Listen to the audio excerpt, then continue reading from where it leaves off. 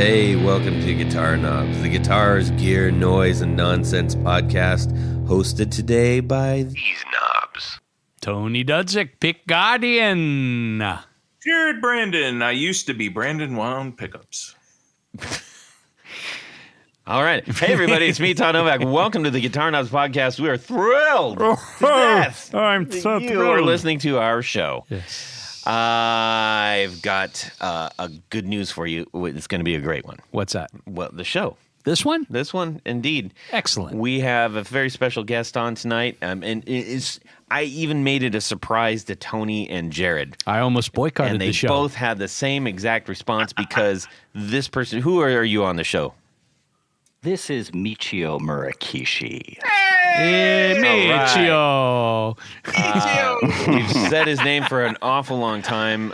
He's a great friend and supporter of our show. Yes, he is. And aside from just that, lots of back and forth through social and anyways, it's been great to, virtually get to know him over the years, and we're really thrilled to have him on the show tonight. So there you go. As I speak to you, third person. I'm happy to be here. I just want to express my gratitude to you guys for having me, because there's nothing I love more than talking gear. Excellent. All right. You're in the same club. Yes. Where you belong. Yes, except a lukewarm gravy boat. Yeah.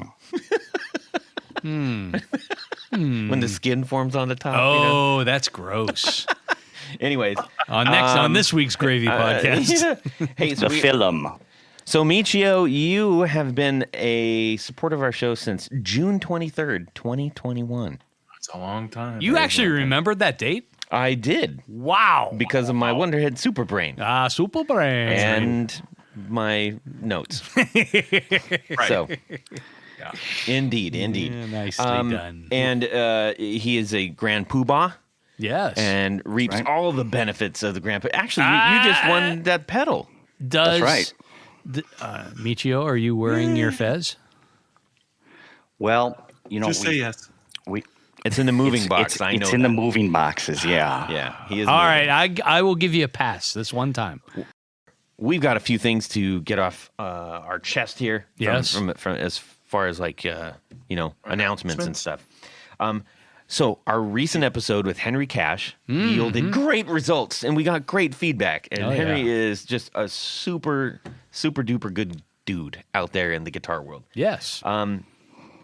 Following that, and he's arguably not most well known, but very well known for his specific guitars. Not only being 3 strings, but being the Parsons builds. Oh, I love those guitars. That's the bat, right? That's the bat, and they're all handmade and all that business. And so I reached out to Parsons Guitars, and Parsons Guitars is going to be on the show. Nice. Yes. Excellent.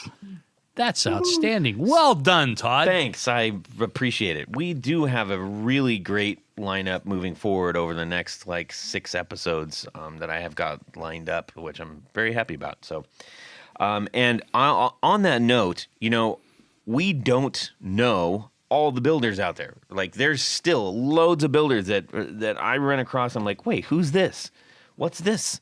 What's this? What's this? Like Lantern manufacturing. Oh, yes. Oh, that's coming up soon, right? Yes, that's absolutely right. Ran into that a couple weeks ago. I was like, never seen this. Don't know it. So if you are out there going, why haven't you had this person on the show? Or I love this brand or whatever, or this particular mover and shaker, please let us know. And I will reach out to the people. I always reach out to them. Not everybody wants to do this thing that we do. I will be on the Lantern show. Yes. Oh, that's good. That's good to know, Jared. All right. So anyways, let's get moving on, especially since people are still recovering from the Marathon Marshall episode. I'm still recovering from the Marathon Marshall. Yeah. And hopefully I've got my you forgive notes us right for the here. slip that I fixed in that first episode. Oh, I didn't hear a Jared's thing. here, surprisingly. Let's make this a Didn't hear really a thing. long one. Yeah. All right. So anyways, let's get on what's going on in our music world this week. We're going to start out with the svelte-looking Svelte. Yes. Must be my Your electric Champion nonsense Lecky. Champion Lecky shirt. shirt that I'm wearing. Yes. The svelte and besmirched Tanya Bolonsky. I don't know if I like the besmirched. Yeah, it's all right. Go with it. I'll take the svelte. Make something out of it. I'll take the svelte. I just learned to Start accept talking, everything. Tanya. Well, Todd, this week, I love surprises when they come in the mail. Don't you? I do. I mean, got one today, too. I got one today, too. Yeah. Or was that yes? No, that was yesterday that I did. Okay. So, a while back we had Acorn amplifiers on. Yes, they're coming back on the show. Oh. He's doing so much stuff. And I was like, man, come back on the show. Let's talk about the new stuff. Well, that's it. This is even more timely now. So, so Tyler at Acorn, I get a message on Instagram. It says, "Oh my God, I'm so embarrassed. I just found this package that I was supposed to send to you about a year ago." And I'm thinking he's going to maybe send a T-shirt or something like that. And then I forgot that he did. He sent a whole box of them, I know. actually. We gave away several. I have one. Yes. But, a year goes by and, the brain fades. Yes. And I forgot that we had talked about these circuit board pick guards that he put together for Tellys and Strats and SGs. Mm-hmm. And I went to the post office like I usually do, and I feel this heavy package from Acorn Amps, and I said, "Oh, that's no T-shirt." Well, Tyler was kind enough to send these very, very cool Telecaster. I think there's a Strat and a couple of SG guards. This actually looks like a real circuit. I think it is a real circuit. I think if you populated this, you would have something. A huge pedal. I don't know. It's got some diodes in it and different. I'm going to have to get in touch with Tyler, or maybe when he's on the show, we can talk about that. There's like 100 resistors in this thing. Yeah. It's like all resistors. No, there's Almost. diodes. Diodes up on the top. Diodes, cathodes, electrodes, nomolodes, generators, oscillators. Make a circuit with me. And a partridge in a pear tree. So I got in touch with my buddy Pat up at Coop Guitars. I said, "Hey, Pat, you got any telly bodies that you're not doing anything with?" So I'm going up there to visit him this week, and I'm going to make a Telecaster out of at least one of these. Nice. So one caveat, and Tyler said this too. Caveat. What are you, Canadian? Caveat. Eh? It's caveat. Caveat. Caveat. He said that, the file that he used to cut these weren't exactly 100% right. And I think the screw hole pattern's off a little bit, but I compared these, the Telecasters at least, to what I call my standard template. And it's pretty darn close. So I think if you're building from an unscathed body, this will work just fine. So that's what I'm going to do. So I'm going to put at least one together. Fun. Fun. I have an idea. You always have an idea. I know, but we'll talk about it later. Okay. Oh, all right. So that's yeah. Like I said, I love getting surprises like that in the mail. Good surprises, and I can't wait to monkey around. But yeah, I do. I'm kind of curious to see what that circuit is. Are you gonna put it together? Are you gonna populate it? That's what they say on the street. I'm not the one that's going on a guitar, but I might if it's a real that circuit. would beat the crap out of your hands. Yeah, having yeah, you wouldn't. No, it's okay. I'm gonna put it backwards. So I'm not. I'll populate the bottom. Yeah. I don't know if that would work. Yeah. Anyhow, that's my music world this week. All right, Michio, how about you? Well, in my music world, it's mainly been about my new guitar. So everybody knows how that's kind of like a special thing when you get a new guitar. Yes. Oh yeah. And so I've been getting to know this guy. It is a Gibson SG. Oh, it's a standard, gentleman, not a lady. 61. I'm back in the loving arms of Gibson. Basically, I had a little. I strayed a little, man, and I got a Strat. And that was just a weird kind of experience, but like if that's what you're into, I guess it's cool. But Todd's really into Strats. We need something to put your dirty clothes on. It's what it is. I mean, it's the build, the craftsmanship, kind of like the, in the humbuckers, And also, I like those slim taper necks. Like, Oh. I really like those. Like, I sort of came up, I think, not unlike a lot of people, on, like Epiphones. Yeah. And I feel like almost all Epiphones have that kind of real slim neck profile. So I feel right at home with this SG. So You know what? I had, and this is when I realized I really am not as much of a fan of them. I bought when they did a really short run of silver SGs, and on Epiphone ones, and I got one because I don't know, whatever. And it had, I mean, that thing literally was the fat end of a baseball bat. I could not believe how thick that neck was, and I hated it. And it just dropped to the floor every time, and I'm like, I hate this guitar. So then I sold it. Yeah, that's why I had to get rid of my. I sold my 335, which actually has a custom Pick Guardian pick guard on it. Nice. And I sold that because that neck is just like a baseball bat. And as much as I love the tone I could get out of the thing, I couldn't play it as fluidly, I felt like. Yeah, sometimes, I mean, I like a pretty beefy neck, but I can see where, I mean, it tires out your hand. Mission accomplished. It even has a hole in it that you can put food in. Womp womp. Feed me. I'm hungry. No, but that's, and it is funny because there are some people that you wouldn't expect with like a beefy neck like that. But they're, and they're going up and down the thing. Well, Stevie Ray Vaughan, he had a super thick neck and like really heavy strings. 12s or 14s or something goofy like that. Now, if you're SRV loyalist, please don't. You just put down your rocks. Okay? Rocksfortodd.com. Yeah, but as I recall, my super brain wonderhead recalls that. But then you take a guy like Billy Gibbons who plays like 8.5s. Right. I mean, and he said that he got his, he used to play heavier strings, and then BB King or one of that. I think it was BB King. Well, he only plays one string, so yeah. He said, I don't know why you're working so hard playing. Yeah. Put them light like strings this. on there. Just gone. I mean, I'll tell you one thing with the SG. I've been playing a lot of Wolf Mother lately. I don't know if that's good stuff. Coincidence or not, but it probably is. Yeah.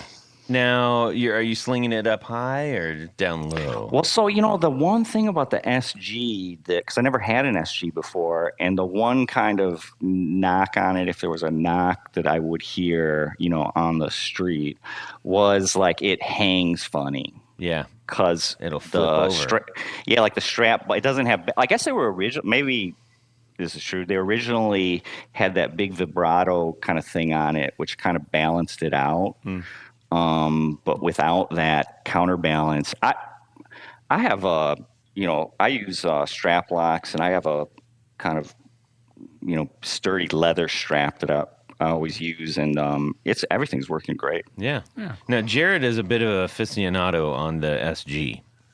Yeah, I know a lot about those. Oh, man. But, Jared, can you verify that? Were they originally did they originally come with a vibrato? Yes, the very first came with the vibrato, and they used the vibrato until I would say the mid 70s. And that was a sideways that was the standard. So it started out okay. Well, let's get specific then. It started out with a sideways vibrato. It was very mechanical, very large, and it did not stay in tune very well. They even had their ABR1 bridges machined underneath to be able to rock along with the strings when you use a vibrato. So the strings would stay in the same place on the actual saddles. And they stopped doing that because, I mean, it was just nothing really worked. Then they went to the Vibrola, and they they did the ebony block And after the Vibrola is the folding one, right? the Vibrola Maestro Vibrola. Vibrola. Yeah. Yeah. it's So like they the- started like a out big with spring. just the spring. We all know the Maestro Vibrola with that long metal tailpiece that has like Yeah. the But I'm saying, is that the Harmony one that had the hinge where it folded back, the actual arm of it? no, the one with the hingy one is a Bigsby, and they actually used Bigsby's on some early '60s, all the way up till Gibson had a copy of a Bigsby name. I don't know who he had make those. I don't know if they were Bigsby copies or if they were actual Bigsby's that Gibson, because Gibson had Gibson named Bigsby type Vibrolas in the early '70s. And that's when you found them. So they went from and I can go as deep as you want, but just in the spirit of moving on, went from really giant, clunky, early sideways vibrato, then went to Maestro Vibrola with the ebony block. And then the ebony block was too expensive to keep making. So they used a metal piece that went all the way down to the bottom of the guitar, and it looks cool. And they used that up until early '70s, and then they switched over to basically the Bigsby looking vibratos until and you see them used all throughout Gibson history, those type of Bigsby's, but those are the best ones. And then they reissued them like '99, I think, or maybe a little later than that. And the old metal, like that they used in the '60s, those springs are better than the new. The new, and I'm talking about the Maestro Vibrato. The Maestros with the one giant spring, it acts as a spring. It's just a big folded piece of metal. Spring metal. Spring metal. The original old stuff from the '60s seems to work better than the new kind of metal. Yeah. Todd, I think really get down into the weeds. Right. Yeah. Todd, so I think when you're talking about the folded one, I think that's the sideways one. Yeah. Okay. Yeah. Although the on the Maestro, the arm does kind of swing out of the way too, kind of like you would have on a Bigsby. I do like the trapeze cover on the sideways It's Vibrola cool. way more. Oh, it looks really cool. Yeah. Super It's cool. Yeah. Well, that's very interesting stuff, gentlemen's. And How about Jared? Did you name the guitar yet? Are you a guitar namer? I am a guitar namer. This one does not have a name yet, so it'll come to me. Just go to the gift store and get the little tiny license plate that says Steve. SG. Name it Cherry. That's a good one. Yeah. Yeah. What color is it? Cherry? It's cherry, yeah. No. All right. Cool. Perfect. Can I do my thing? No. Please. Jared, what's going on in your world this week? Still working at Gibson. Love it there. Was there ever any doubt? Is that an update? I'm just saying. Well, I'm just easing into my little announcement. Okay. All right. A few weeks ago, some new pickups came out of Gibson. We launched some new pickups, and a few of them are our designs that I worked on, which would be the Dirty Finger SM and the Underwounds. What does the SM stand for? Is single magnet. Okay. So a Dirty Fingers traditionally have 3 magnets, and I took out the 2 side magnets to give it more of a mid-punch growl. Ooh, wow. Wow. Is this an original design, Jared? Yes. Do you have the Wow, patent? that's exciting. It's a patent. Yes. We're Gibson. We do whatever we want. I'm just kidding. Yeah, I'm sure all of our legal stuff is So on in point. Yes. 50 years, there's going to be a podcast that's going to be arguing who came up with the Dirty Fingers Finger SM. Yeah. Well, That I one mean, surprised me. me and the team, and it was approved, and Nice. so I worked on it. So Right. yes, I'm not going to say it was just Jared's design. The team did it. So Sure. yeah. Sure. So the Underwound The team did. it. Underwound series, the Custom Bucker 57 and the P90 Underwound dog ear and soap bar available. Just less windings, less output, with the same amount of magnetic power, gives you more, clarity, more highs. So if, and I recommend those in the rhythm position. So it doesn't sound as muddy. Too muddy. If I you like think that. it sounds muddy, yeah. So some guitars sound different than others. We all know the guitar weight's different and all that kind of thing. So you have different, let's say, personalities to with different guitars, even if they're the same model. So maybe some guitars it might be dark, naturally dark. Yep. Get some underwounds for that rhythm position. Yep. And brighten that thing up. So that was my whole idea towards that. Nice. Let's just for people who may not understand what that terminology means, that phraseology. You mind your phraseology? Dark. Let's talk about that real quick for those that might not understand that. So there's bright and dark sounding.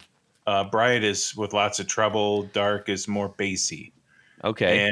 And you may not get a nice clear, as a clear tone as you want in that rhythm position. Mm-hmm. It may sound really, really mid-strong like the Dirty Finger SM. So it's supposed to, but the guitar naturally may sound a little different than, a few other guitars that have the normal pickups with the normal windings that do sound good. Yeah.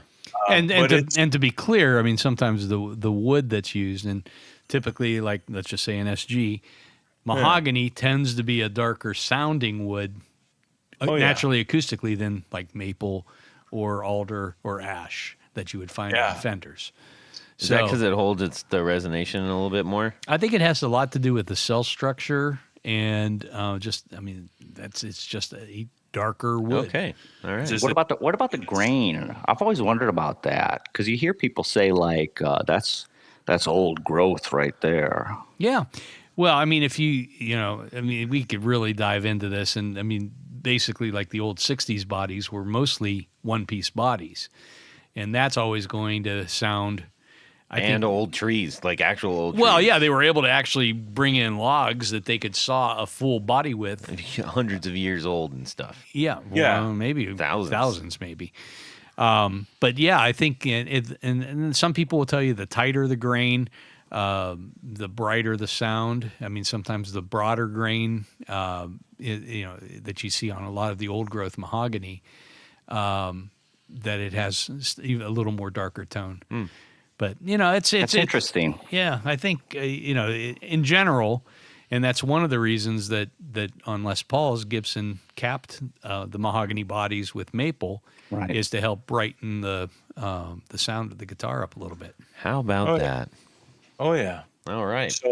So we have a few things out that maybe some people would like to try. And your old buddy Jared had his hand into it. So now, can people just order those through Gibson or through Gibson dealers, or how does that work? They can order those through their favorite dealer. That is a Gibson dealer, like Sweetwater or Guitar Center, or maybe Sweetwater's a better way to go on that. Or you can go to Gibson.com. Cool. They're going to have them at the Gibson Garage. No, we don't have pickups in the Gibson garage. Do it. I know. I start stomping your feet, Jared. Tell them you want pickups in there. Well, actually, it's got to be everybody else to go in there and tell them that. So I ordered. Wait, save this for the next one. That was a really long one already. No, just real quick. No, save it because you need it because it'll be perfect. It'll be perfect for the next one because he's coming on. Not that one. Different pedal. Are you having electro harmonics on? No, but you want to save that one for later because don't. Yeah, all right. Don't play your whole hand right now. Hey, let me. I've got a lot of stuff to talk. That's good. You should come on and talk about it more. Kind of long-winded. That's what I like to hear. Yeah. Well, you. Yeah. I found this interesting post from a person that I actually follow. He's now kind of like coupled with this other guy. So I've mentioned this before, Scott's Bass Lessons. I'm sure many of you have seen him. And he has his sort of like counterpart who is oddly like him. They're doing a lot of work together. Is his name Scott too? His name is Martin Allison. They're both bass players. They're both phenomenal. They both have fantastic content. They're really, really good at what they do. And it doesn't matter if you're like really experienced or a beginner, somehow they manage to talk about bass and bass playing from an angle that allows anybody to access it. They're very, very good at what they do. Anyways, this one happened to be, he was talking about creating a swell effect, what he said, what it called, a platform. I think it was a platform, creating a platform during a song. And I was like, what's a platform? I think that's the word he said. And it's basically, it's creating an effect that gets you into like another stage of the song. And I was like, oh, that's really interesting. Not just an effect for like, wow sake, but an actual like one that makes sense and is really effective. And I thought that's very interesting. Let me find out more. And he happened to be talking about creating a swell in an effect. In this case, it was a delay on a bass, and it's swelled up and then cut off and brought you back into the next part of the song, which basically elevated the whole song. And I was like, I want to learn more. And then that was the main thing. And then I realized he was doing it on an HX Stomp, and I was like, well, now I got to contact him about a Stomper. So yeah, I'm trying to get one out his way. So that'd be really cool. Yeah. But anyways, if that sounds interesting to you, you can go to I am Martin Allison, all one word, on Instagram. And I promise you will probably learn something. I'm not a bass player, but when I do pick up bass, a lot of times before I even start playing, I will go and just listen to either him or Scott, any of their recent content. And it usually gives me a little something to do with it anyways. Really great stuff. I appreciate that those guys are out there making such great stuff. Cool. So that was me. Yeah. But I big pop bow. So I might actually employ that into my current set, because we've got 3 shows coming up to round out the year. And you're going to play bass now? No. But bass and guitar. Yeah. One in each hand. Time, yes. Michelangelo Battio. Yeah. Let's see him do that. Anyways, so what's interesting is when you're playing bass and the guitar at the same time, you know what you really need? If I had to guess off the top of my head, Tour Gear Design patch cables. It's like you read my mind. It is amazing. Yes, Tour Gear Design patch cables won't actually help you play guitar and bass at the same time, but they will connect your pedals in the most delightful way. And very, very easy on your wallet and extremely reliable, as well as, and I can't stress this enough, the range of lengths and configurations are so incredibly helpful to building the board that you want. You don't have to build your board arrangement around the standard patch cables that you use. You can customize it to no end, from 3-inch to like, I believe 24-inch. So, as Dick Van Dyke would say, yes, it's a jolly holiday with Tour Gear Design cables. It is, and that's the second Mary Poppins reference in one little shtick, which my daughter was watching, and I was a bit upset this morning. Is when I got back from work, actually, not this morning, but this afternoon, because that's my favorite movie of all time. Yeah, and really? And she's like, "Well, I wanted to watch it. I'm sorry." I'm like, "It's okay." Anyways. This has nothing to do with Tour Gear Design's patch cables, but you know what does? What? You can go and enter your coupon code, put in theguitarknobs.com. No, just the guitar knobs. All lowercase, all one lowercase. word, and you're going to save an extra 10%. That is correct. So thank you so much to Tour Gear for sponsoring our 4 on the Floor. Jared? Did you forget already? No, you're making me. I'm starting to smile and laugh. I can't do it. I have to be okay. All right. Let me get a little bit of this. No, you can do better. Nah, that one's good. No, better. One, two, three. Four on the floor. All right, Michio Murakishi, give us your 4 on the floor.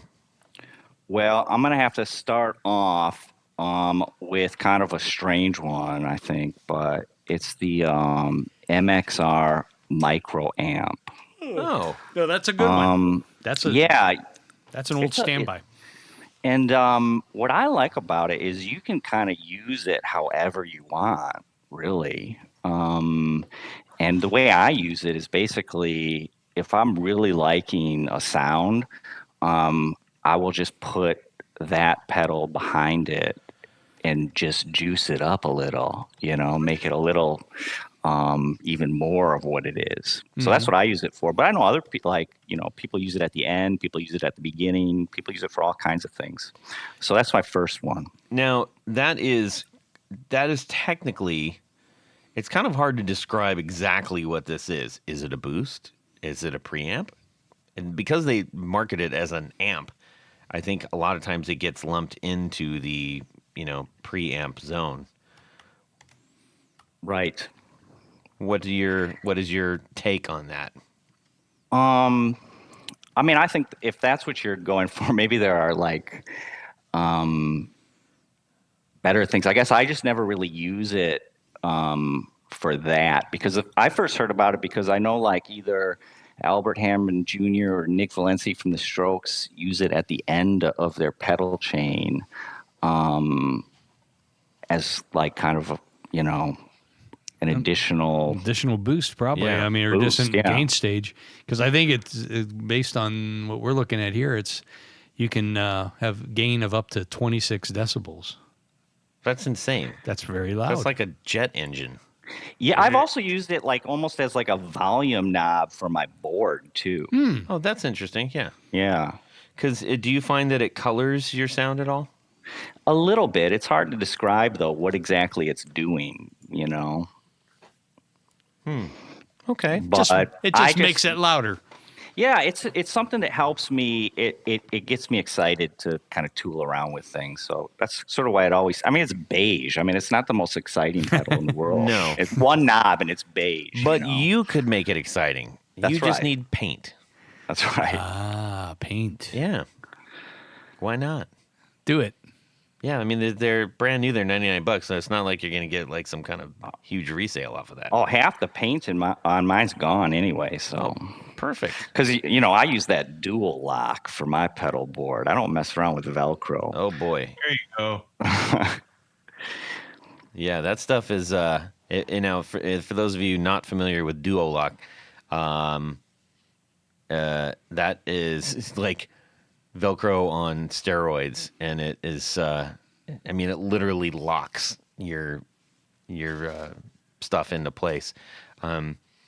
I've gotten a few used pedals with that on the back, and I don't use Duolock on my board, but it is something that I've considered. But then I realize I mess with my pedals way too much for that to be practical. So Yeah, less is more with that stuff too, and it can be tricky with something like a Boss pedal that doesn't have a flat bottom. yeah, It's hard to apply. yeah, I understand.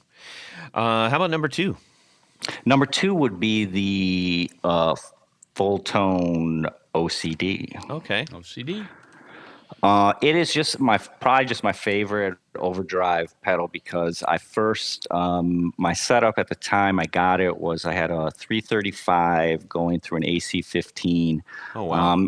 And when I turned on the the OCD, it was like a freight train was coming through my apartment, and I was like, okay, this is for me. That's cool. So that's what I like know about what that. version you have? I'm whatever version I have, I like it a lot. That's the version I have, I think. It has the circular arrows around the knobs, or no? Yes. Okay. Yeah. So I believe that's version 2 on. Okay. Yeah, I'm It's a pretty good one. sure. the V1s didn't have the circular bits around the knobs, and that's why. Like, so if you see one of those and it's really cheap, nab it because those are actually really expensive. So, yeah, I mean, I think that pedal is going to go down as like the Klon of our time. interesting. Okay. That's a bold statement, but I think it's the I think it's a really quality pedal, and it's very unique. Yeah. And just so you guys understand, when I'm saying they're expensive, comparatively, you can pick up anything past version 1, and you can usually get it for like 80 to 120 bucks, something like that, in like a lot of used shops or even on Reverb or something. And the version 1s are going from like depending on what series. So like a version 1, like series 3, anywhere from $200 to $350. It's kind of all over the place. And some of these, there's when it gets into the series, the different types of series, like there's V1 Series 7 or 1.3 Series 7. So I think there's some little wobbliness as far as like how old this actually is. But if you see one without the circular arrows, that is one of the earliest ones. What if you get one with circular arrows and paint over the arrows? I think you might be able to tell. Yeah, especially if it's like black paint.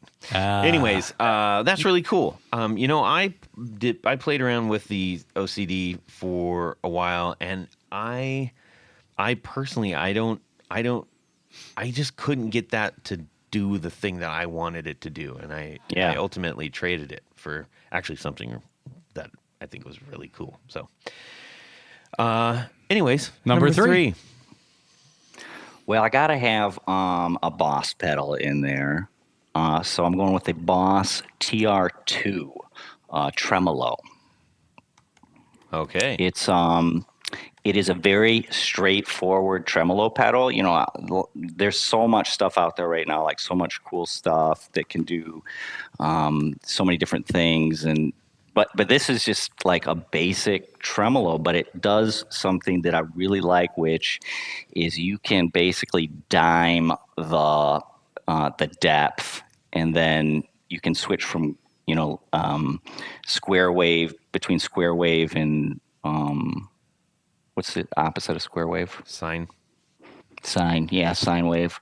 So you can I like to go all the way to the square shape, and then it sounds like a strobe light, but it's audio.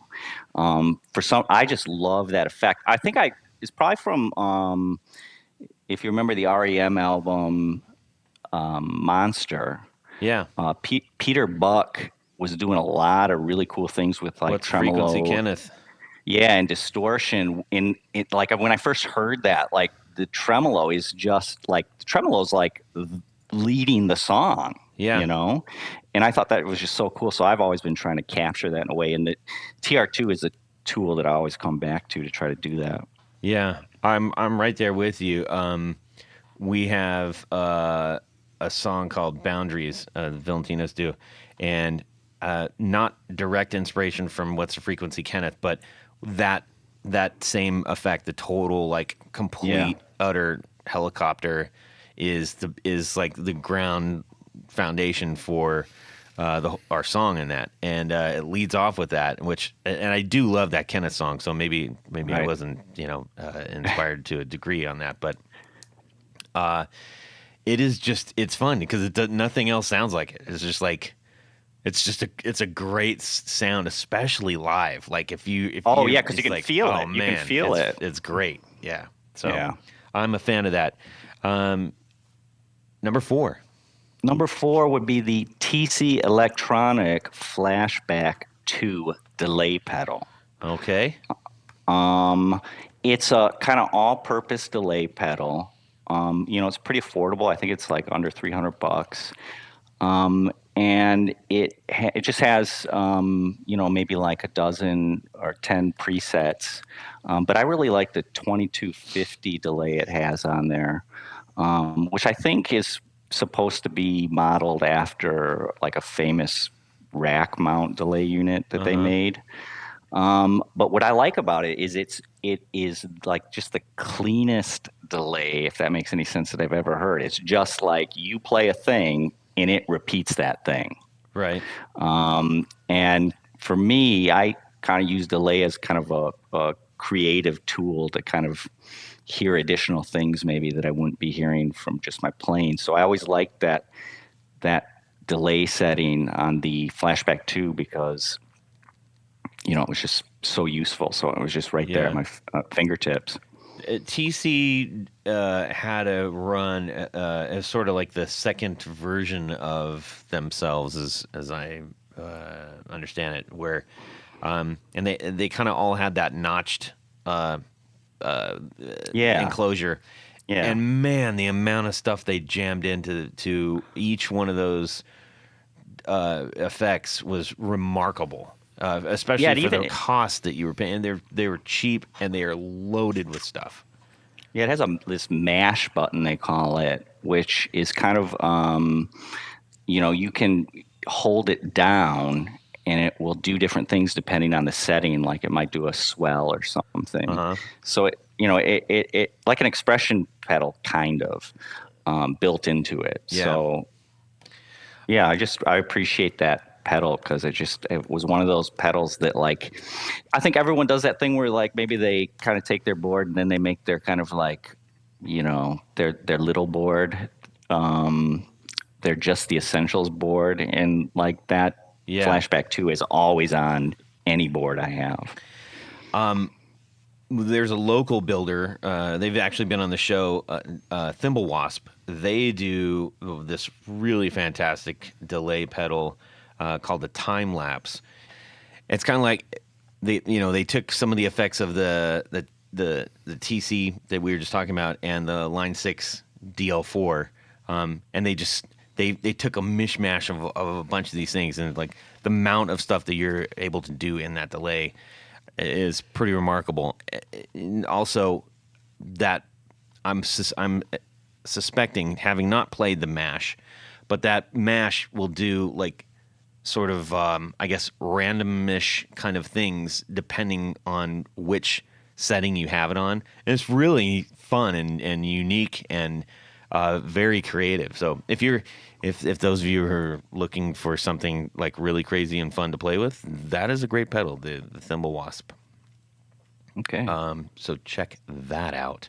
And that was the time lapse delay. And also they've got one of those cool. They got a clear plate in between the body and the metal plate, and the LED lights up. So the whole pedal, the bottom lights up. Is really cool. So anyways, that was a fantastic 4 on the floor, Michio. Much obliged for all of that, and some lively discussion, I think. Yes. Indeed. Now let's talk about you. All right. Now you are a confessed gear nut, and we've connected on many things. Actually, did you get the thing I sent you, by the way? I did.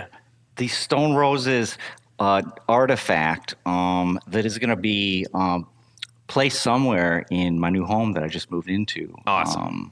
So that was a great moving in gift. Thank you. Yeah, you bet. I mentioned that on the show a while back, and I said, look, the love got spread to me, no pun intended.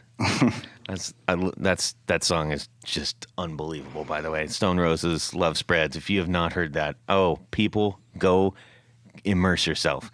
Anyways, so I mentioned before, I got a couple artifacts from when that album came out, and I felt selfish having both of them, and I knew one other person who's as nutty about the early Brit rock as I am, and so anyways, cool. Glad that made it there before you moved.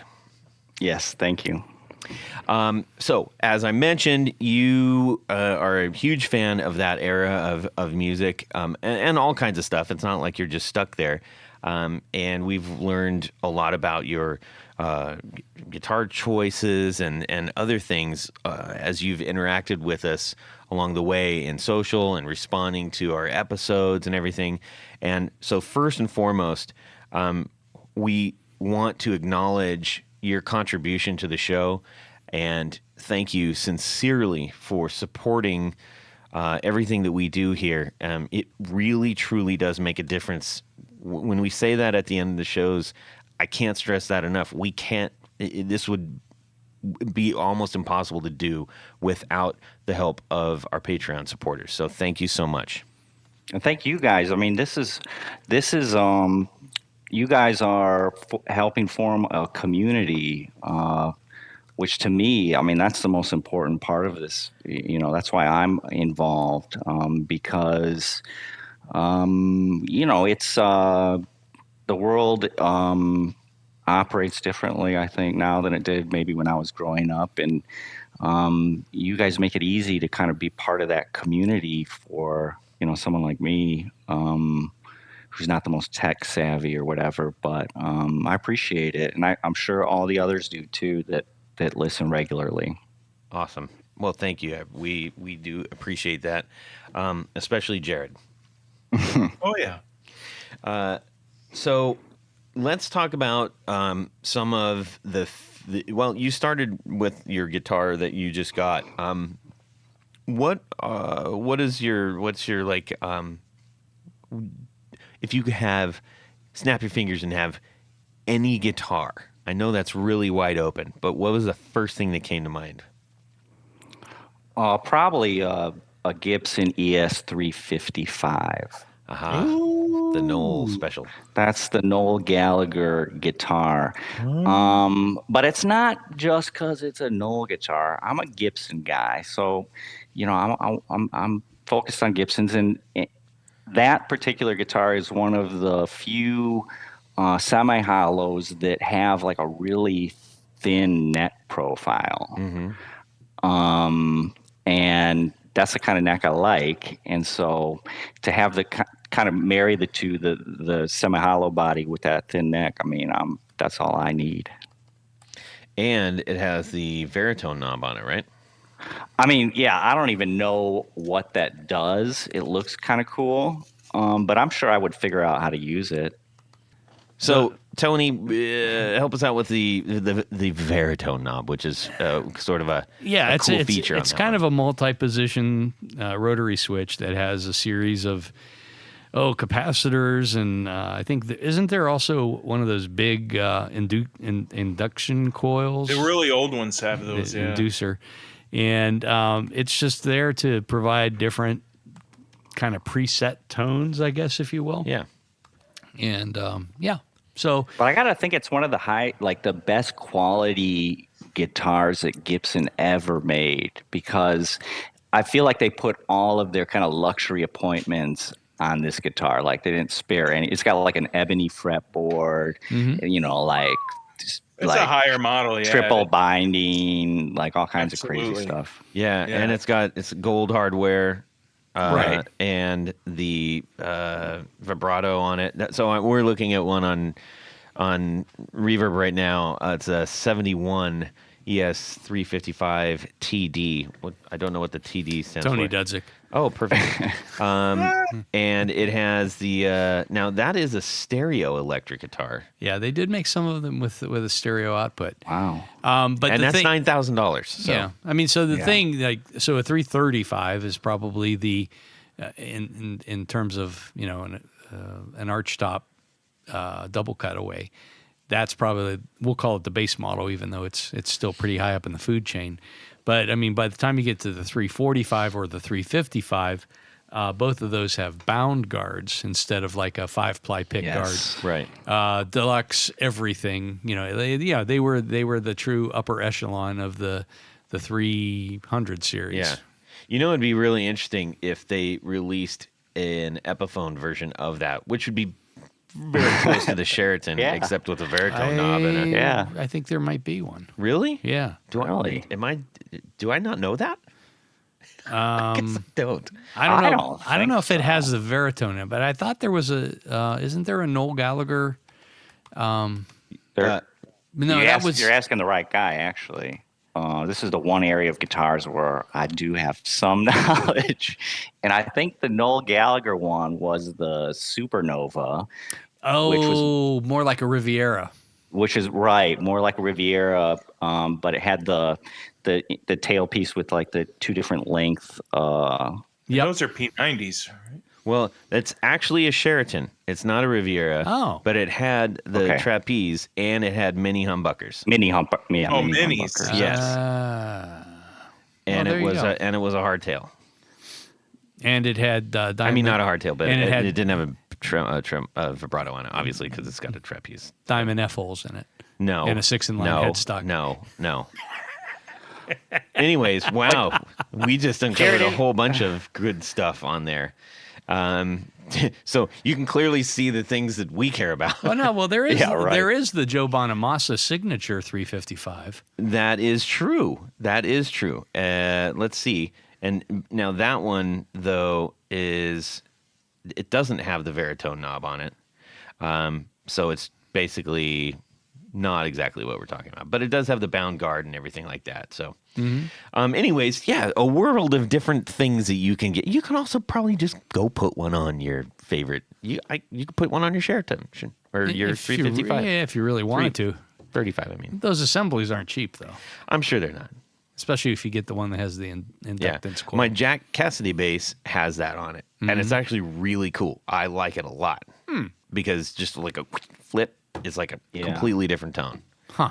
It's really neat, and it just kind of like rounds out the bassiness. So it doesn't. It's not exactly like just a tone sweep kind of knob thing. There's No, there are specific stops. yeah, there's specific stops, but those stops have to do with what? The rotary switch. Yes, which is connected to the Leg bone. yes. Anyways, all right, enough about this nonsense. We're clearly getting into water that we should not be treading in. Anyways, it's just one of the cool doodad features, man. So I echo your sentiment that we're starting to talk about 10 minutes ago, Michio. So What were we talking about? is the guitar that Oh, the guitar, yes. his dream guitar. Nice. Dream guitar. Yes, Well, indeed. there you go. How did you actually stumble into guitar? Yeah, so it coincidentally it involved Oasis. I was like 18 years old. I was like a freshman in college. It was the fall of 1995, and I heard some dude playing Wonderwall down the hall. And that song basically starts out with just the acoustic guitar, right? Yeah. Oh, yeah. And so when I'm hearing it, I'm like, this dude is playing it exactly like the real song. I got to find out who this is and like learn how to do this. And basically he taught me like how to play guitar like Noel Gallagher it didn't take long, but I learned the basics and, G, C, D, E minor, A minor. Cowboy chords. Pretty Cowboy much. chords, right. And with Noel Gallagher, you learn those sus chords pretty quick. You gotta have a capo. And you got to have a capo, right. You learn pentatonic scale and boom, you got it. Yeah. You got Noel Gallagher. But that's how I started out, and I just dove into it real deep for, probably 10 years following that. Yeah. There's a few bands that I can think of where I can tell you exactly, like I could put a Google Planet pinpoint on the exact square footage of the street that I was on when I first heard a specific thing that Yeah. immediately hooked me, where I was like, I'm yours, you got me. One of them, Yeah, it's real special. It is. when that happens. It is. One of them was Cherub Rock from Smashing Pumpkins. Nice. And the other one is What's the Story? Morning Glory from Oasis. And it was really interesting because it was introduced. It wasn't at full play yet. It was introduced by Rodney Bingenheimer. Oh, right, the famous DJ. Yeah, in when I grew up in California, so that made sense where I was hearing it, and it completely blew me away, and I was just like, okay, I'm in. I am in. And Yeah, I will say this in defense of Oasis. Like a lot of guitarists say, there's a lot of basic stuff going on there and whatever. But for me, that was my entryway into learning, especially for someone who had no musical background. It was a very accessible way of like playing. So I'm not into it for his technical playing ability. If I want to see that, I'm going to go see someone else. But that guy can definitely inspire me with his melodies. Yeah, absolutely. It is. You hit the nail on the head. The accessibility is what kind of captivated a lot of people about that. Not only the guitar playing, but the just the lyrics and the songwriting. I mean, it was just one of those magic chemistries of things that happen. And it was just fun. I remember when you joined and supported, like you immediately were like echoing that, and I was like, yes, I've got a compadre out there. I like it. Yeah, whatever inspires people to pick up an instrument, I'm all for it. Yep, absolutely. So from there, how did things progress? Well, so yeah, I heard this guy playing Wonderwall, and I said I have to get myself a guitar. So I went out and I got a Yamaha Pacifica. It was like a Telecaster knockoff looking thing, and Epiphone amp, solid state amp. But I didn't have any effects pedals, so I would just kind of play through this, this clean amp. And but anyway, it progressed to I started learning to play more, and then I started writing songs and doing like open mics and stuff. Ended up, writing songs with a few different guys over the years and playing in like little kind of like duos and stuff. And so, I guess I think this is pretty common with guitarists, but like in my 30s, I think I was like so focused on career and stuff that, I just kind of thought maybe maybe that's something in my past, or it's not a mature thing to be doing with my time. But when the pandemic started, I was at home a lot, like a lot of other people, and I started listening to the podcast, the Guitar Knobs podcast, that is, and it sort of reignited my, love affair with the guitar just as an instrument, and then music in general. And so since then, I think I made an album with a buddy of mine that we put together a couple years ago, and now I'm working on a kind of, I guess you'd call it like a solo thing. But I mean, what it is just me writing songs and recording them. And Todd, you said something once on an episode, which is, you said kind of like kudos to anyone who can write a song, record it, and put it out there. Because, I mean, it is the hardest thing in the world to do. It takes time, it takes focus, and you gotta be in a balanced enough state to let those songs come out of you. So, that's all I'm trying to do. I got a hobby that's kind of hard. You never get things exactly the way you want them, but that's what keeps you coming back. Well said. Yes, indeed. I have a question for you. Yeah. I'm a pickup guy, and that's my living, man. Pickups. So do you prefer a certain brand of pickups, or are you happy usually with what comes into the guitar when you buy the guitar, or what's your deal with pickups? Yeah, I would say that for the longest time, I just had whatever came in my Epiphone brand guitar, because I went through a big Epiphone period. Cool. But yeah, I guess I will say the pickups matter when I'm buying a guitar, because after that, I had a Strat for a while, and like, I just single coil pickups are not for me. Right. But it took me owning the thing to figure that out. But I think that's what you got to do. You just got to tinker. You could do all the research in the world you want, but So let me add, though, if I always keep some Strats and Tellys around my arsenal, because in some There's no time to recording, be talking about pasta. so in some, yeah, that wasn't funny. When I'm recording, you got to have like a really nice chugging along rhythm sound, and nothing better than the Strat for that kind of thing in some cases. And then, for your main riff chords, like your power chords and your leads, man, nothing better than an Epiphone or a Gibson to power that out, because it's got that thicker, juicier sound coming out of the Gibson, but you have that really nice, bright, rhythm sound coming out of the Fender sounds too. So. Yeah. No, but to answer your question, Jared, I am a pickup guy, and I will tell you the one pickup that, like, I haven't had this feeling since, but when I first played a casino with those P90s, that thing just barked in a way that, I was like, this is cool. So I got to get a casino in my arsenal again for sure. Now, do you think, Very cool. do you like the, those casinos have the big dog ear top mount metal covers. Do you find that different than popping in like a soap bar or something like that?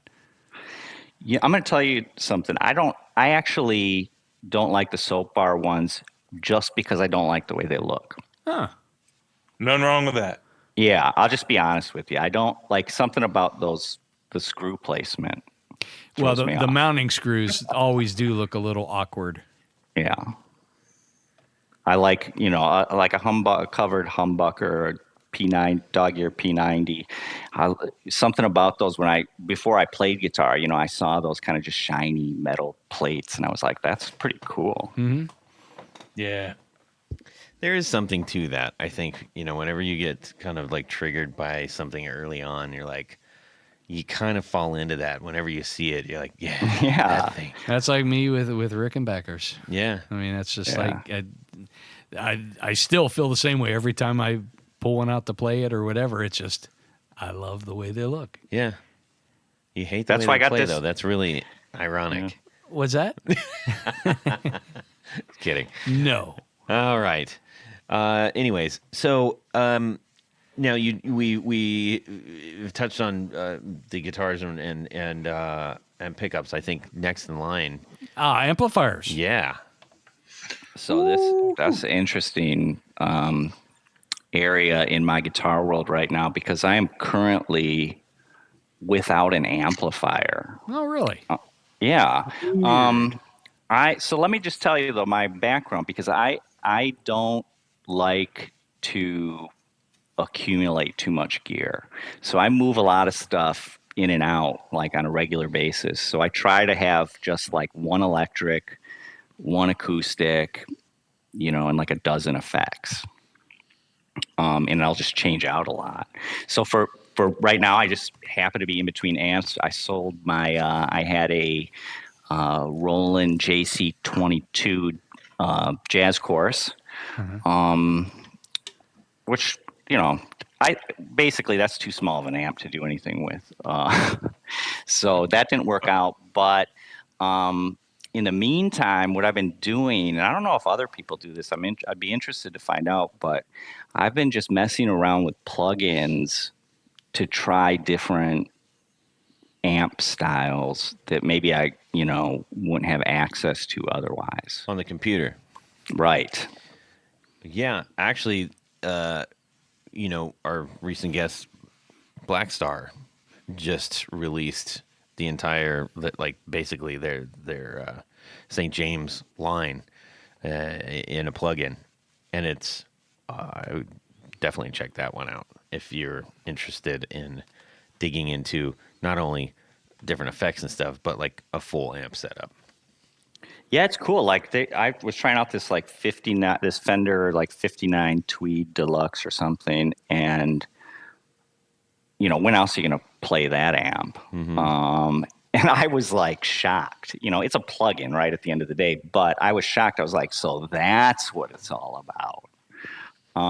So I think plugins are good for that. I think they give people access to stuff maybe they wouldn't otherwise have. Yeah. And not everybody can do an amp situation in their abode. Oh yeah, I'm representing all the apartment guitarists out there, and I know you're out there because it is challenging for us. It is challenging. Yeah, for sure.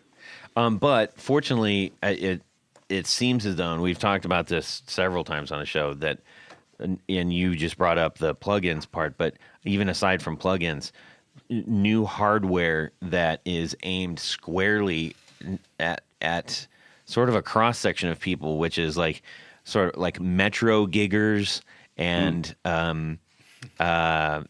apartment dwellers, which are often the same people. Right. This sort of like literally the amp in a small box thing. I mean, there's a huge array of actual hardware to be able to do that with. Which we've talked about ad nauseum, and I'm sure most of you are aware of many of those things, but they keep getting better and better and better. And that doesn't necessarily mean that they keep getting more crazy and more crazy and more crazy. If anything, they've actually gotten away from that a little bit and become simplified so that you don't have to forego your pedal, lust and everything, so you can have all your pedals and your cake too. And your headphones, and nobody else has to hear it. Have you explored any of those things, like either the HX Stump or the amped line from Black Star or the Milkman or anything like that? Yeah, I have. When I had the jazz chorus, because I just wanted a clean bass line kind of sound, I paired it with the HX Stomp. Because I was like, this is during my Strat era. I was like, this should be a pretty good kind of way to get to know the HX Stomp. And it's a different experience. I mean, it's a different thing. Everything, I guess, is different, and that's why you try it. In the end, I found it wasn't for me because I need to be messing around with a variety of different pedals. Yeah. Just to keep my interest. Sure. No, I totally understand that. Yeah. And to your point, if you need something that's an all-in-one, the HX Stump is great for that. And there's a load of other pedals that you can, or platforms that kind of fit that multi-everything at your fingertips thing. But then, we're seeing a lot more of the, for lack of better terms, like pedal platform amps. Right. There's quite a few really great options for that. In case you too are an apartment dweller out there who are listening, and or a metro gigger, meaning you basically got to put everything on your back and get on, like the subway or the bus or something. So, moving forward, what are some of the things that, as a listener of the show and who is being exposed to all kinds of different builders and everything, in I guess maybe more recent time, what are some things that have tickled your fancy that you maybe want to either learn more about or acquire? Right. Yeah, well, I mean, so over the years, I've watched the show kind of grow and develop into something much more than, what it started as. And what I'm seeing more of, what I really like, are these kind of just like deep dives, I guess, for lack of a better term, into specific areas of gear or guitars. So, like, I really liked the Rickenbacker episode because everyone, those are all the questions everyone had but never asked. Like, every those are guitar, like everyone is like, what's going on with those? So I appreciated that. And then getting into the amps too has been really helpful because sometimes amps can be like a second thought, I think, with, you're so focused on your guitar and stuff. And, ultimately that amp is what's pushing out the sound. It seems as though from the different guests that we've had on the show, and Tony's nodding at me emphatically because he knows where I'm going to go with this, is people seem to be either sort of guitar biased or amp biased as far as who's the lead horse in their equipment. Yes. That's a good observation.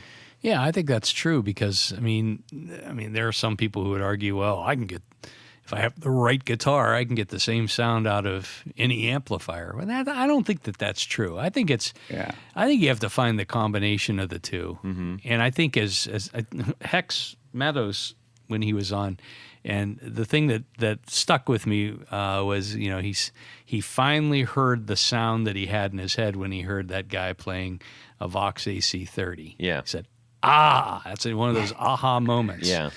And to me, I kind of feel the same way because, I grew up, in the 80s, and, we just used whatever we could get. And I had, a couple of Fenders. I had some other stuff that I would pick up through there was a local music store up in Youngstown, and there was actually some pretty cool stuff that I wish I would have kept, but, I can't gripe too much about that. But now I think is the opportunity, and I think as Michio said, by having these digital formats, you can actually try more things out.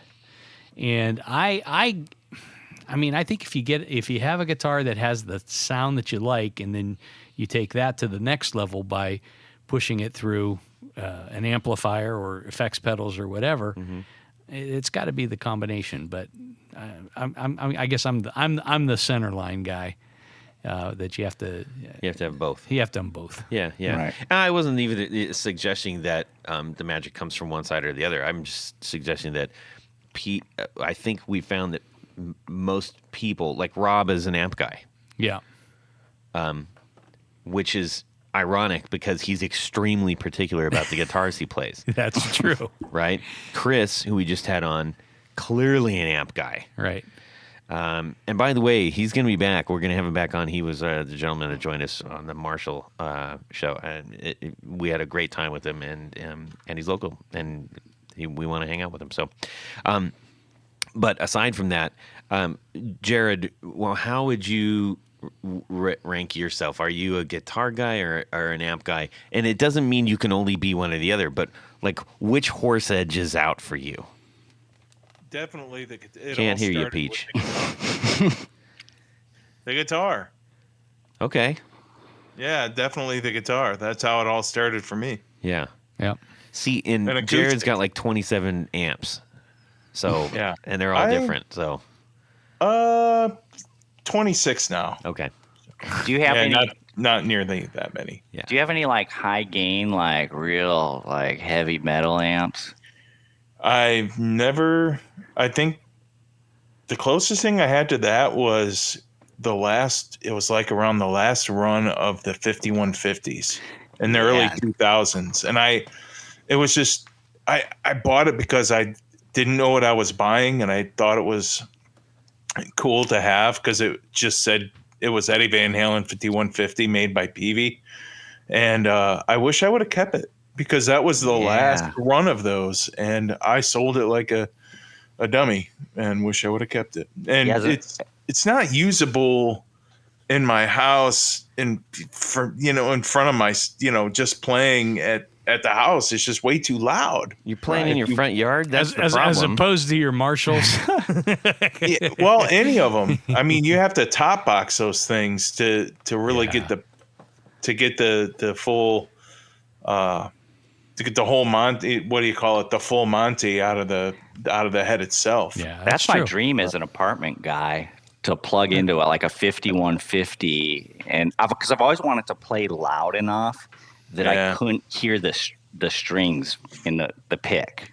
I had the 212 combo, and it was heavier than heavy. It was not as heavy as the twin reverb I sold to Zach, just because I didn't want to carry it up the garage steps or the basement Well, steps. how is he supposed to handle that But- thing? He had a moving company move. Yeah. So neither of us had to carry it up the stairs. That's the one I bought from Eastside Music. When we were in NAMM. Great sounding amp, and I'm glad Zach has it. But it is. But yeah, the 5150 was probably the most heavy metal amp I ever owned, and it sounded fantastic. I probably have an old recording somewhere where I used it, but we had to put it in a whole another room in the recording studio and shut the door. Yeah, I imagine. It was crazy. Now, if I may answer that same question. Todd? Yes, Todd. Yes. Why don't you answer that same question? Well, I was just about to. I had in my early years of trying to figure out exactly what I was doing, which I just continued to not know what I was doing. I've told a story about when I had my the PV Special 130, I believe, and was using a Chandler tube driver. Why not? On top of that. No, it was a rack mount. Well, of course. Sitting on top of it. It course it wobbled was. around. It was ridiculous. I didn't know what I was doing. I had no clue. And so naturally from there, I said, you know what I need is this thing that I saw that's really cheap that I can go get. And it was an 80s Randall head, I believe, the RG80, I believe. And then I got, because I thought, well, clearly I have to have this kind of thing. But that was a solid state head, right? Yeah. Okay. Well, I'm pretty sure. Yeah. Then I had a B style cabinet, flat face, which I actually got from Agent Orange. Oh, that's cool. Yeah. So there's, Wow. yeah, that was kind of neat. I guess. And it was already broken in. It was already broken in, and I put this Randall head on it and had no idea how to EQ it or use it or anything. And it just, I can't imagine having to have had listened to me because we were starting to gig out at that point in time, and I didn't know what I was doing. Yeah, I have a hard time listening to you now. I walked right into that one. Yeah, and That was what's funny. So I'll share this really quick. So we used to practice in this studio, and it was like a lockout kind of thing. Okay, and is in Orange County, and right next to us was Real Big Fish, before they got real semi-big. And it was also the guy who was managing the studio was the punk skater legend Dwayne Peters. So everything was really loud in there. And by the way, I can't even tell you how frustrating it is when you're trying to write songs and learn your stuff, and all you're hearing next to you is, this insane ska horn stuff. Oh, it drives us up the way. Anyways, we had like a little hey, we're going to debut a couple of our new songs and, pull people in there. And people were literally on the floor in front of our equipment, namely mine. Mm-hmm. And on that Randall, there was a channel switcher, and you could have like one or two or both channels. Nice. It was like a clean channel and an overdrive. Mm-hmm. In my fever pitch of playing, I stepped on the both, and my girlfriend at the time was right in front of my amp, and clearly I hadn't thought about what happens if I hit both. And the clean was just way loud, and it was already this huge dirty signal. And I remember hitting that and looking at the people in front, just like recoiling in horror at the sound that was hitting them in the face. And I'm trying to undo it, and it was a mess. I didn't know what I was doing. Oh well. Yes, we all had days like live and those. learn. Oh yeah.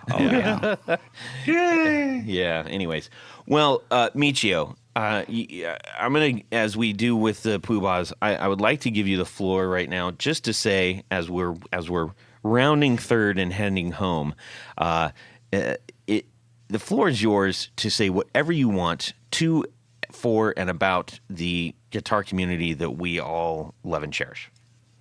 Oh, cool. Well, thanks. I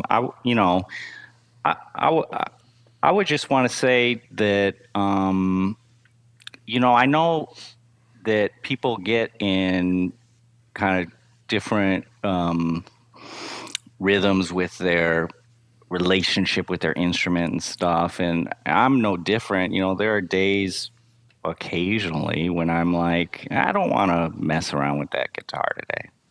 I got too many things going on. But, I just wanted to share that since I started making like guitar like a priority in my life, I would say it's like improved the quality of my life. Nice.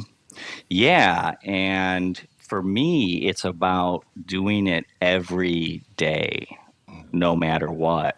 And look, I'm no like technical guitarist at all. I mean, I like to hack around with my cowboy chords and, strap my capo on if there's a non-cowboy chord involved and just convert it to cowboy chords. That's sort of my style. But yeah, I think I just hang in there, keep doing it. I mean, you get better if you do it every day. And, being a creative person isn't easy sometimes because you've got something to get out and sometimes you just don't have a way of getting it out. But, Go let it out.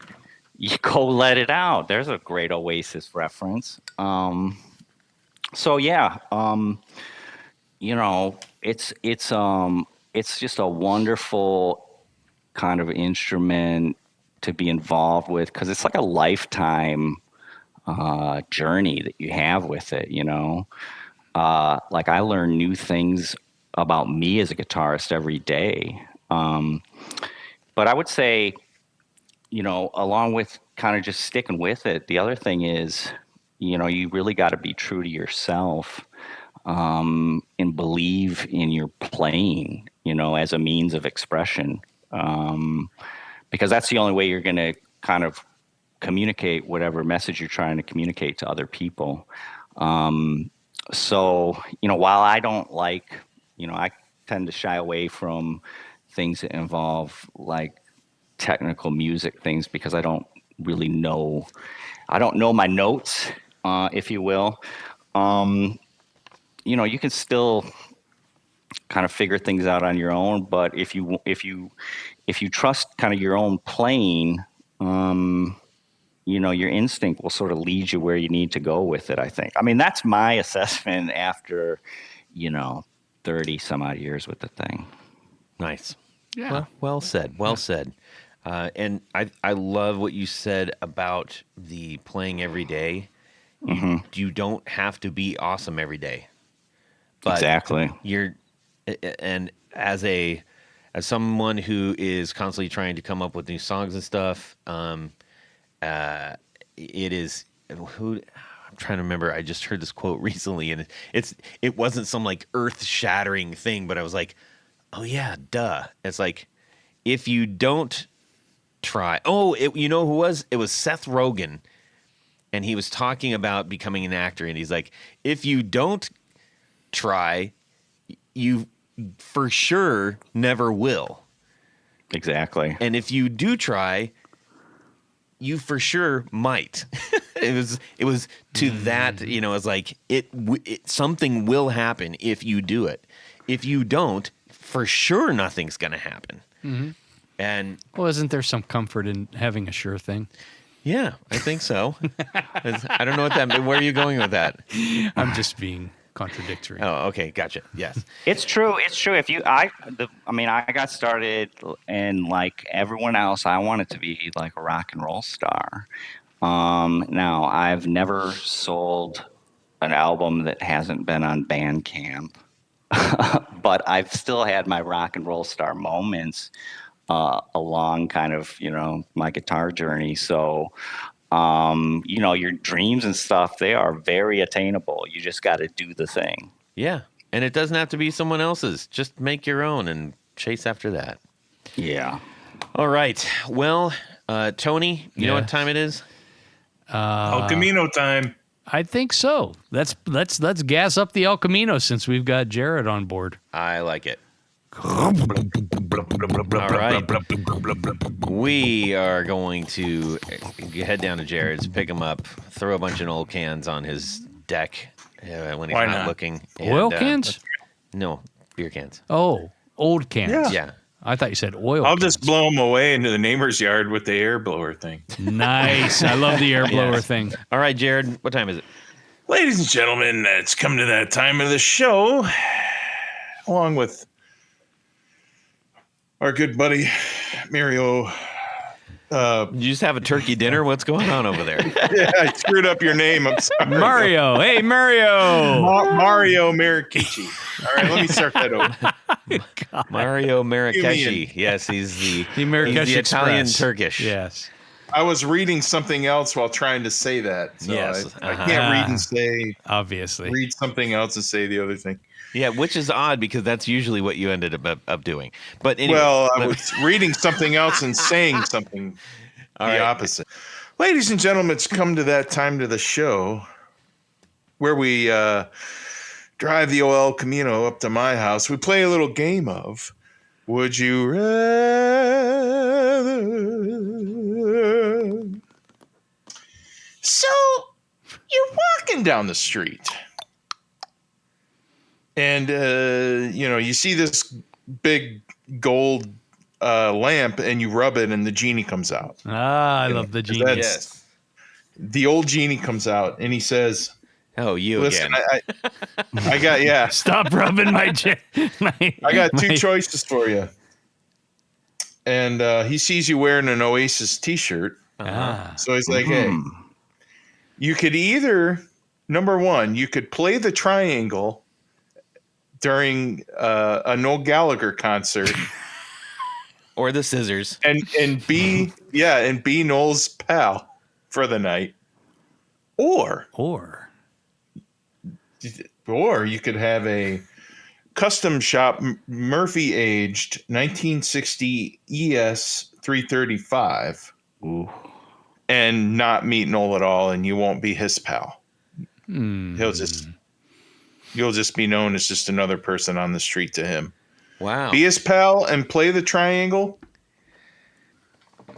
or you get to have a Murphy H Gibson Custom Shop Murphy H 1960 ES 355 Noel Gallagher signature model. Nice. And that's red and aged, Is it and it's signed? got the gold aged Yes, they are gold signed. hardware and the switch and the thing and the other stuff, and it looks super awesome.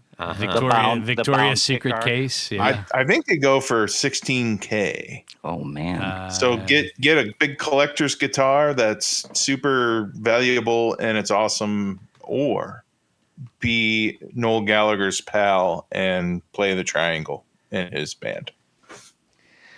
Now that is interesting. That is interesting. Very, very I think the interesting. genie's getting angry at us. Yeah, he's 'Cause messing with our brains. Yes. Man. Well, can I ask you a question, Jared? Yeah. So, do you only have one triangle, or do you have like a set of triangles that you can play, and do you get to play the whole night? One single triangle And you got to for play one song. only one song? One song. That's it. No. No. But you get to be his pal. Really? I guess you can sneak in a few dings and dangs and dingles Sure. Let's say on that. some other songs. Yeah. So he'll let you play it for a few songs. Yeah. Okay. Because you're his pal.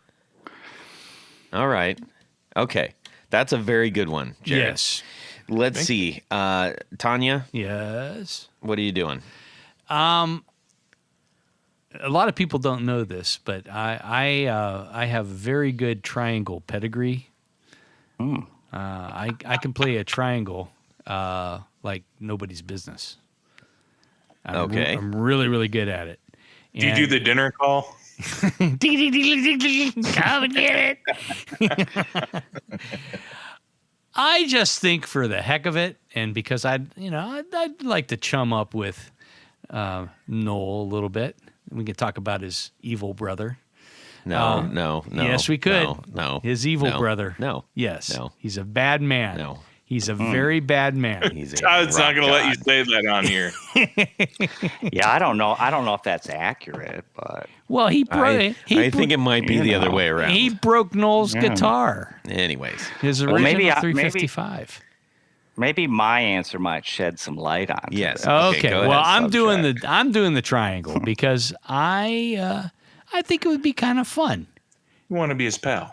Okay. And I think there is no more sexy instrument than a triangle. Okay. Okay. Well said. All right. Let's see. Jared. Guitar. Okay. Oh, Yeah. really? Take your Noel's- time. Noel's gonna no. Well, the reason being, I think Noel's gonna, even though he'll be my pal for that night, the next night he won't remember who I am. Possibly. You know? He might Like- say, "Oh, you're the guy with the triangle." Yeah. Yeah, that guy didn't play the triangle the way I wanted him to, so I'm glad he's gone. It's possible. You know. It's kind of hard to So- sign a triangle too. So I'd rather just not have him take a chance of him being disappointed in my triangle skills, and I'll just take the guitar and reminisce and fantasize about how him and I could have been pals. Yeah. All right. Yeah. Michio.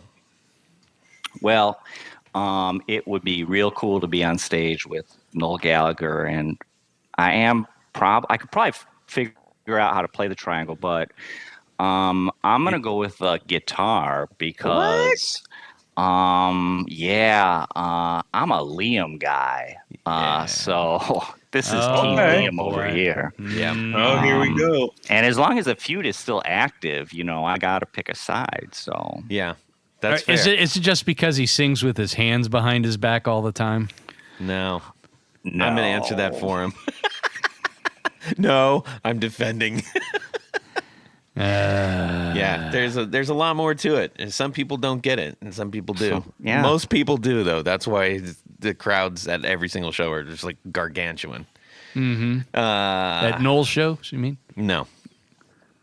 They're a No, little they're not. smaller. They're a lot smaller. Way Yeah. small. Like much Liam smaller. Liam played Nebworth like a Yeah. couple summers ago. Yeah, and he does all the big stuff. Anyways, That was then. no, this year, like every single year since he left, he's like anyways, that's not, what are you doing? This is not the thing.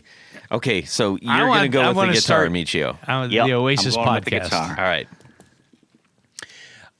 Todd. What about you, old chum? Well, What do you think? Be his pal? triangle. That is so tempting. However, I too, as much as I really, really am a fan of the whole shebang of Oasis and Noel, and have seen him several times, I'm a little bit more in the Liam camp. Gotta admit. As far as like, as far as a losers. I just don't want. I wouldn't want to ruin it like by me being like, oh, and he's like, he's so quick witted and he's got a razor tongue, and I'm just like, I just would end up feeling like, what happened? I blew it. Blah blah blah blah blah blah. But you would have a triangle. I would, but in this case, I would have. Yeah. Oh man, that's really tough. No, actually, you know what? I will take the stage. I'm gonna forego the guitar. I'm gonna forego the guitar, and I'm gonna because I would be up there for at least like maybe Rock and Roll Star or something like that. Because that's my favorite one. You'll be front and center too when you play it. I like Right. that. I like that. And yeah, that's a really good one. That's a hard one for a fan. I like That's a that really hard one for a question. fan. Well done, Jared. Thank you. And all right. Well, we need to say some thanks to some very special people. Yeah, special thanks to Liam Gallagher. No, there's point of the show. There's a special group of people we love to thank. Todd, these are our executive producers. Now, an executive producer makes this show possible. How do you become an executive producer? It's very easy. You go over to patreon.com/the Guitar Knobs and check out a couple different levels in which you can participate, become a sponsor, a patron, a hero of this organization That's that right. we like to call the Guitar Knobs. That's right. Now, each level comes with some very nice thank you gifts. Very nice things. This, and you know, I said earlier, I love getting cool stuff in the mail. Yeah. Trust me, you sign up, you're going to get some cool stuff in the mail. And That's right. we give away as much stuff as we possibly can. We give away When- more than Price is right. the price I is would right. I would love to give more stuff away. And by the way, if you're a builder and you want to get stuff in people's hands, we would be happy to make that happen. Yeah, let's make it happen. Even, you know, stickers and pics and all the good stuff Yeah. like that. But as an executive producer, there's one thing more. Jared, what would that be, please? You get to have your name read on the thing. Your name read on the thing, and that's what I'm going to do right now. So special thanks to these executive producers. Do it. Moon Guitars, Vader and Pedals, John Helverson, Rick Calhoun, Trevor Gunberg, Elad Mizrahi, Mike D, Richard Kendall, Mark Garton, James White, Justin Jones, Anthony Gemalero, Bill Gola Guitars, John Esterly, Anthony Lathrop, Stefan Lamb, Michael Senchuk, Ken Sayers, Doug Christ, Darren Gregory, Tom Brazen, Rusty Sneeden, Rolf Gottschalk, Don Kloss, Gregory Randall, Brett Hogarth, Eric Hemmer, Stuart George, Michael Furman, James Bell, James Romer, Cameron Pampas, David Tyndall, Trevor Ellenberg, and Christopher Logan. Yeah. Yay! Yes. But wait, What? Wait, there's another group of executive producers. We like to call them our Grand Poohbahs. These are the top of the heap, the cream of the crop. King of the Hill. And they have a fez, if it's not being in a box, being moved to a no location, to wear upon their head whilst listening to the podcast. And at the same time. That is correct. So special thanks. Special thanks. That's 3 specials to these Grand Poohbahs. Tommy Manasco, Ricardo Iguereda, David Kaminga, Brandon Wan Pickups, that's right. Hex Matos, Bob Crouch, Jack Cadian, Sam Jett, Tyler Rhines, LSJ Music Company, John Williams, James Pennington, Adam Johnson, Steve Keys, Cody Foster, Science of Sound, Brian Robison, Jonathan Jerusik, Corey Nigro, Michael Van Zant, Tim Nowak, Jonathan Daly, Martin Cliff, Sean S. David Poe, Billy Spitfire Unlimited, Congregation Gear Demos, Paul Van Eppinger, Scott Sullivan, Great Lakes Guitar Pickups, Matt Hart, Enrico Fernando. And am I forgetting someone? No, I think that's pretty. Oh, wait. Oh! Michio Murakishi! That's me. That's you. Michio Murakishi. Yes. I mean, honestly, that's what I say when I hear it when I'm listening and I'm not on the show. I go, "That's me." You'll listen to it again and say that at the same time. While Oh, you that'll say- be weird. It'd be in Yeah. stereo. Yeah. That's right. Michio, we want to thank you and all of the other supporters of the show for the support. As we mentioned at the beginning of the show, it is so helpful to us and, dare I say, critical. Critical. So if you are someone who has been enjoying the show and you are thinking about becoming an executive producer or a Grand Poohbah, just please do that. That would be really great. We would love it. Thank you. Pull the lever. All righty. Michio, where can people connect with you in the guitar world online?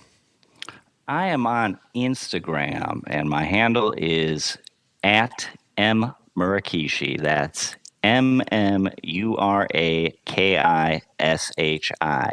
You might also find some hiking videos on there because when I'm not playing guitar, I love to hike. Nice. There you go. Nice.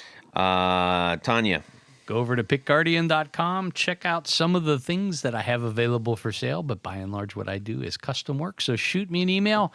Let me know what you're trying to do, what you need, what color you want. You know, can I rephrase how you just said that? Sure. If you're looking for something special, if you want to make the guitar that you have even more yours, a pickguard is a great way to do that. And you can do that through the Pick Guardian.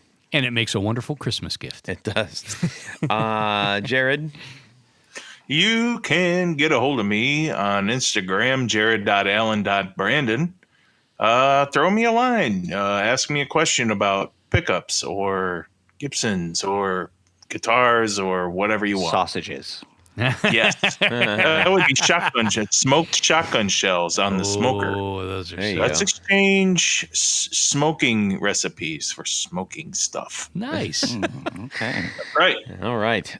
You can shoot me an email, todd@theguitarknobs.com. You can also DM me on Instagram, and I will send whatever you want to Tony and or Jared as well. Hey, how about if we have Instagram. them? Hang on, the handle Hey, at Guitar Knobs. Now speak.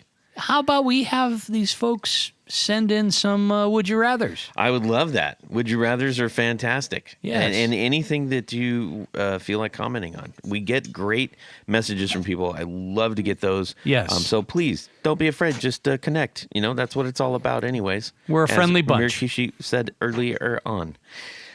Ladies and gentlemen, this has been fantastic. Michio, thank you so much for coming on the show, bud. Oh, so much fun, guys. Thank you. You are welcome. And we wish everyone a fantastic Guitar Week. Go listen to the Valentinos. New stuff dropping. A couple more singles coming out. And subscribe. Yeah. Yeah. I'm glad so glad you're prepared. I'm the most prepared. This is Michio Murakishi.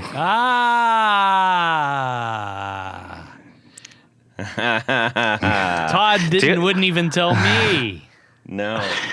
I told you, Tony.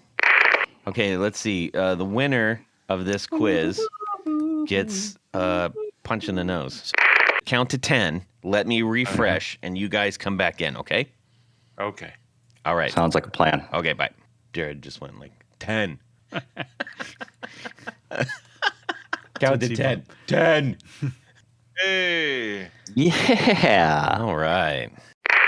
Matching voices. Yes, and what Jared will do is he'll sit back, way back in his chair, and then when he wants to say something, he comes right up to it and he says like this. Yeah. See, could you hear the chair creak? Are you? Back Yeah. in my chair and then coming up and saying stuff. Yeah. Sitting back in my chair. I mean, that's pretty good. That's kind of like got a modulation effect kind of going on. He was modulated as a young child. On his head. Well, Yes. that's unfortunate. Right, just switch it. So let's talk about basically it. Hang on. Let me hang on. How about you, Tadisha? Well, that doesn't sound good. Okay, so Let me say this. get a little bit of this. No, that's not it. That isn't it. Let me get a little bit of this. Yeah, but that was good. I mean, that had the spirit in it. That was good. It did. He sounded kind of constipated. He had the wrong script. I think he was constipated. Can't you just use it? No. Do it right or go home. Let me get a little. Okay. Yes. Yeah. I love circus peanuts. I do too. We're a minority. Everybody hates them. I know, except us. I More do for- love circus more for- peanuts. I mean, they're just so but sickening sweet. I hate Peeps. Oh, Peeps are Peeps are gross. That is the Love or garbage of hate. candy. That's like your favorite thing to send. Yeah. It was really dumb and I liked it and it was funny, so I sent it to you. Perfect. Yeah. That's the best reason. Yeah. Easy for you to I say. know. Right. So Hey, caveman! Caveman! it is shocking. Tony. I didn't realize that I stuttered so much until I started doing this show. Like, it was crazy. I still will listen. I'm like, oh my gosh. It's like my mouth is like a pair of Fred Flintstone feet. Hey, now. People- Easy. Little. Excuse me. If a car ran on sugar, then So, would you like to talk about your mother? Oh dear, that was a slip. Oh my goodness. These circus peanuts. Peanuts. Peanuts. You know what I well, love? the candy corn is good after all the Snickers are gone. You know. You want these for the prize box? Oh yeah. Thank you. What is it? Nothing for you, man. Oh, Is it candy corn? Okay, here we go. See, Michio, see how this is all baked? I love Yes, it. this is how the sausage is made. Yeah, don't tell anyone. And away we go. Well, that's it for these knobs. Please visit our Patreon page at patreon.com/theguitarknobs. Visit our website at theguitarknobs.com for all of our past episodes, 4 on the Floor blog, and other good stuff. You can connect with us on social too at our Facebook page and share your gear and stories on our Facebook group. Also, be sure to check out our Instagram at Guitar Knobs. Catch you next time.